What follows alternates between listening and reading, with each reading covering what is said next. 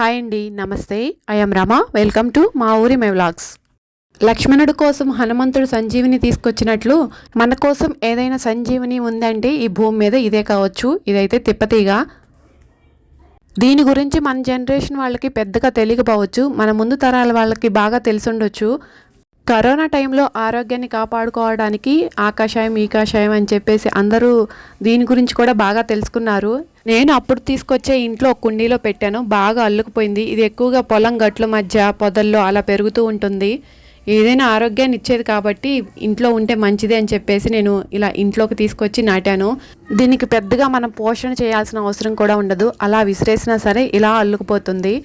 రోజు పరగడుపున 4 ఆకులు కోసుకొని శుభ్రం చేసుకొని నోట్లో వేసుకొని నవిలేసినా చాలు, చాలా మంచిది ఆరోగ్యానికి అని చెప్తుంటే విన్నాను.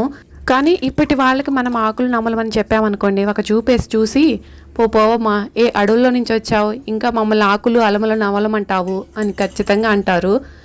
ఆకులు నమలమని చెప్తే వినరు, కానీ ఇలాంటి కషాయాలు చేసిస్తే ఏదో ఒక సిరప్ తాగినట్లు గుటుక్కున కళ్ళు మూసుకొని మింగేస్తారు.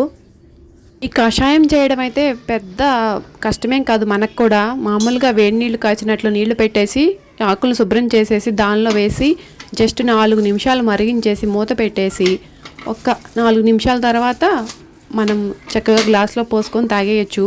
ముందు మన నుండి మనం మొదలు పెడితే మన ఇంట్లో వాళ్ళు కూడా చక్కగా నేర్చుకుంటారు, వాళ్ళ ద్వారాగా ఇంకొక 4 అలా నేర్చుకుంటారు. ఏదైనా ముందు మనం స్టార్ట్ చేయాలి మన ఇంట్లో. ఎదురింటమ్మ పక్కింటమ్మ చెప్పిందని చెప్పేసి ఏదో 2 రోజులు ప్రయత్నం చేసేసి 3వ రోజు ఇది మనకు వల్ల కాదు, మాకేం దీనివల్ల ఉపయోగం లేదని చెప్పడం కూడా కరెక్ట్ కాదు. ఏదైనా చేయదలుచుకుంటే ఖచ్చితంగా మనం దాన్ని ఒక 20 రోజులైనా సరే చేసి చూడాలి, అప్పుడే దాని రిజల్ట్ తెలుస్తుంది.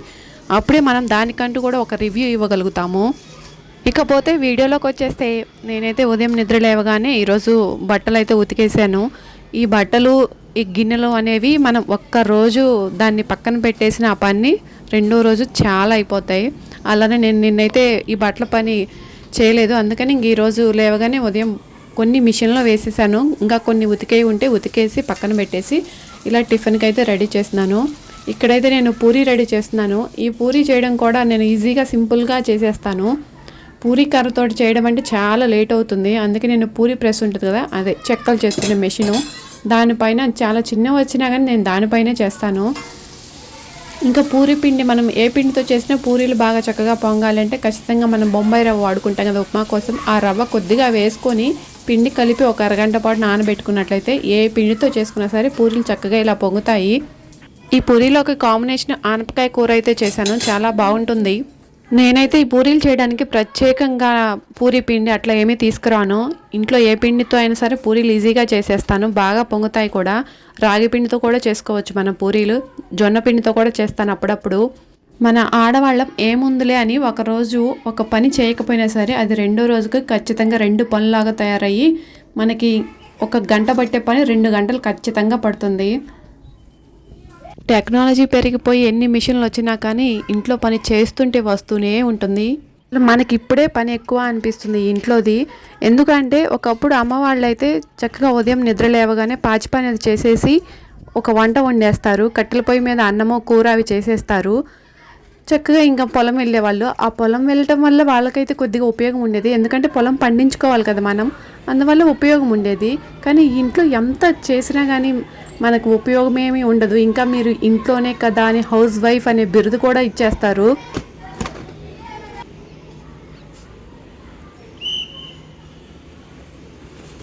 అందుకే అన్ని పనులు మనమే బాధ్యతగా తీసుకొని బరువుగా ఫీల్ అయిపోయి అన్నీ మనమే చేయాల్సిన అవసరం లేదు.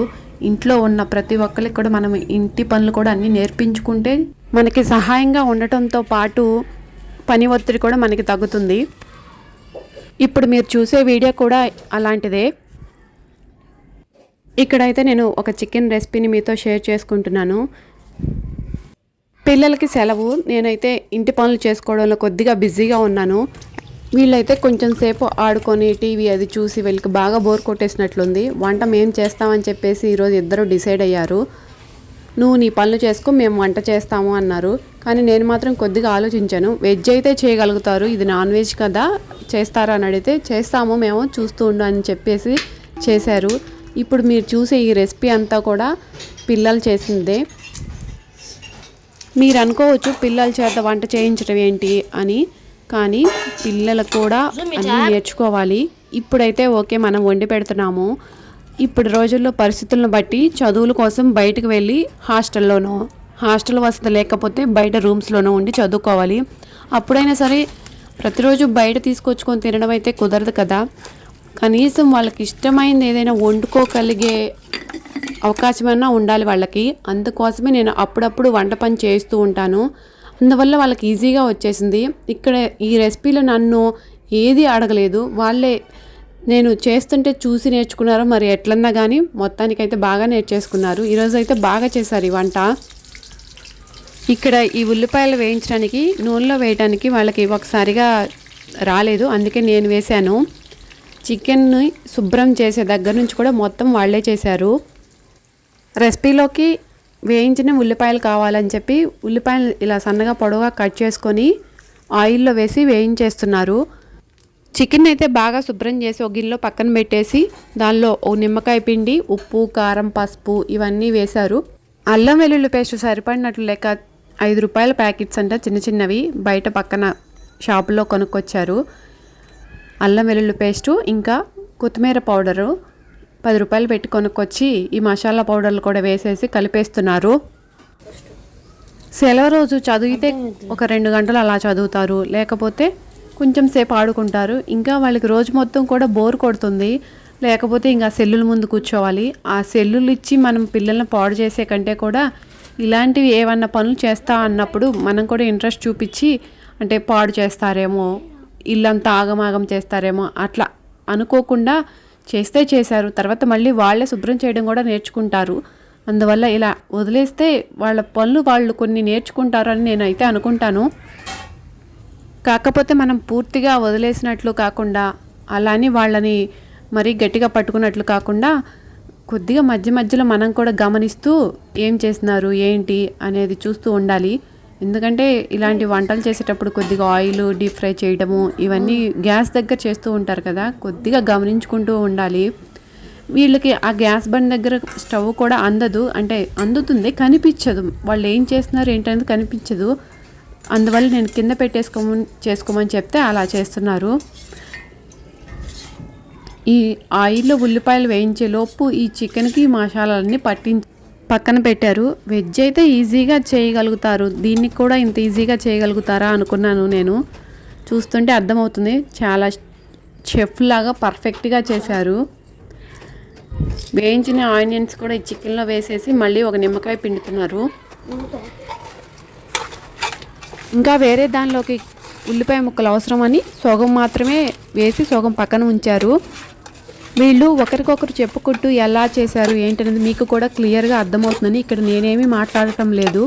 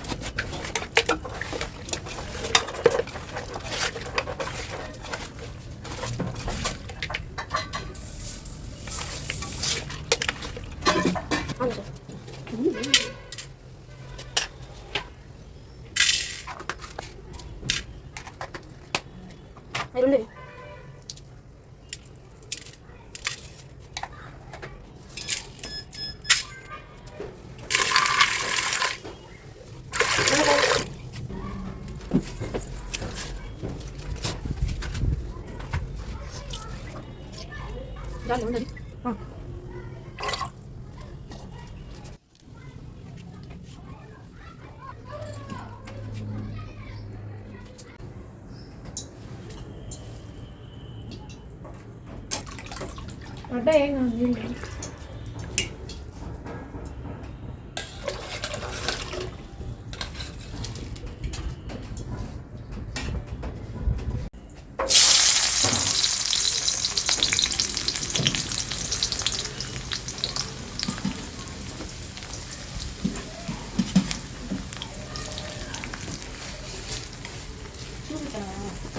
చూపిస్తున్నా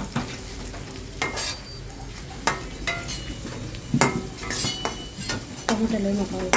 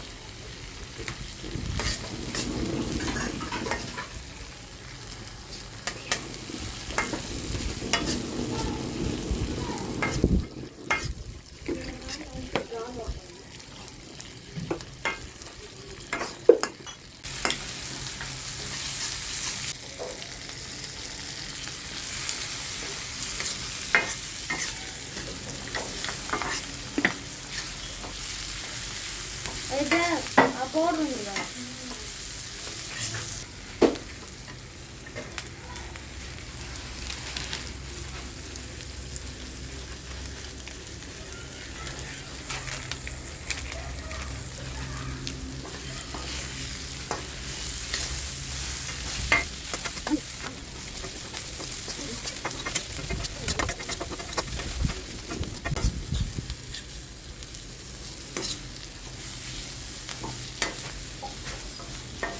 తెచ్చిన చికెన్లోనే 2 పార్ట్లలాగా చేసుకొని కొద్దిగా చికెన్ దమ్ బిర్యానీ ఇలా కొద్దిగా ఫ్రై అయితే చేస్తున్నారు.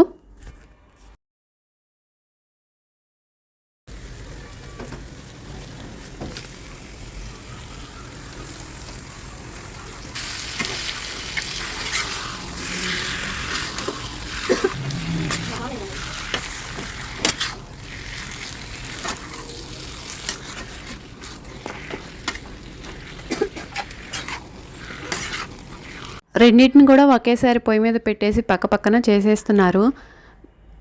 కొద్దిగా రైస్ని అయితే ముందుగా ఉడికించి పక్కన పెట్టారు. వాళ్ళకి తెలియలేదు ఆ రైస్ని అలా పక్కన పెట్టడం వల్ల నాన్పై పడినట్లు అవుతుందని. కానీ నేను చూస్తున్నాను ఏం చేస్తారు ఏంటనేది. కానీ ఎక్కువసేపు ఉంచలేదు తెలుసా, ఒక్క 5 మినిట్స్ అలా పక్కన పెట్టేశారు.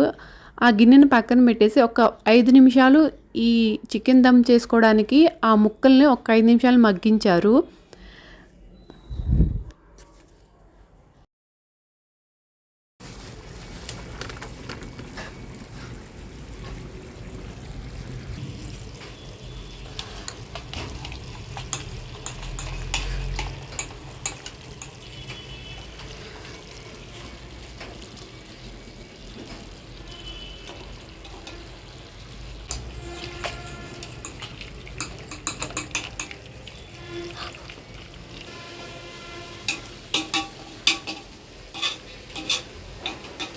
బిర్యానీ ఆకు కూడా వేసాను.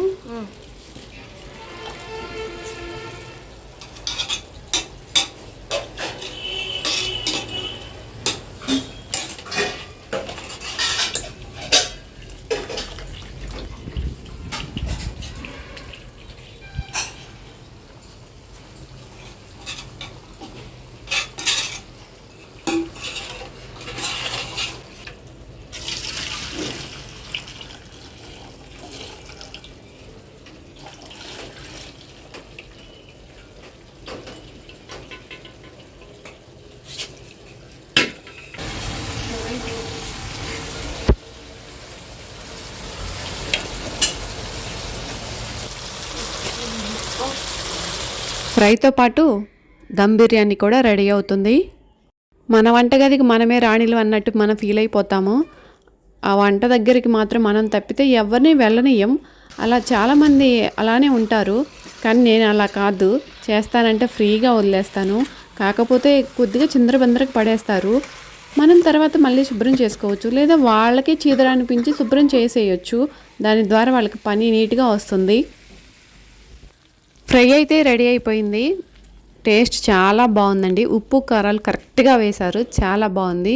మా పిల్లలు చేశారని చెప్పట్లేదులే, కానీ నిజంగా చాలా టేస్టీగా అనిపించింది. ఇక్కడ రైస్ని ఒక్క 10 నిమిషాలు అలా మంటని హై ఫ్లేమ్లో పెట్టి తర్వాత మళ్ళీ అది అడుగంటి పోకుండా ఉంటుందంట.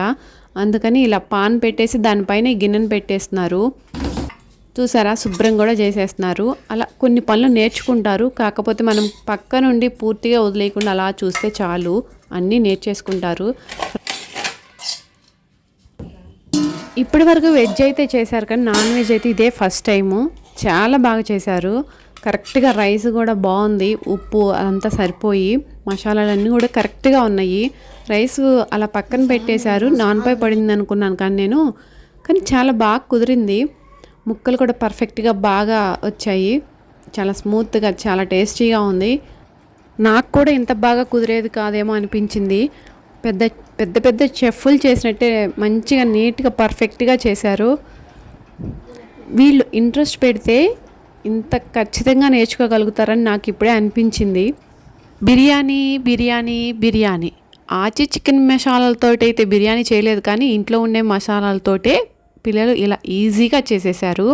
ఇక ఈ బిర్యానీని చూస్తే నోట్లో నీళ్ళు వచ్చేస్తున్నాయి కదా, అందుకే తినేస్తున్నాం. వీడియో కూడా అయిపోయింది. బాయ్.